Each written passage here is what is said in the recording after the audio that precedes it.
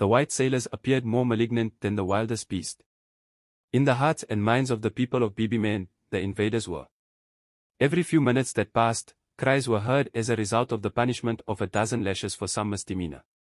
One had only to shift the evidence a little, and one saw in place of idyllic love and natural goodness a world of thieves, voluptuaries, and idolaters.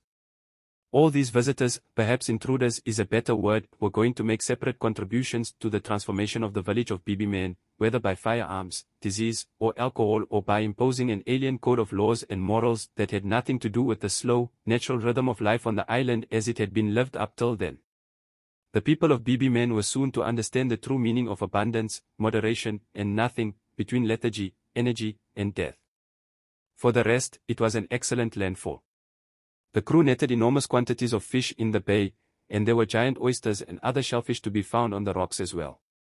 The botanists, wandering ashore, came upon trees and plants that had never been described before, the eucalypt, for example, with its long, thin, scented leaves, and a shrub with large, furry nuts which was eventually to become known as the banksia. The birds were wonderful great flocks of brightly colored cockatoos and lorikeets that were entirely strange to European ornithology, and since they had never been shot at before, the sailors brought down as many as they wished.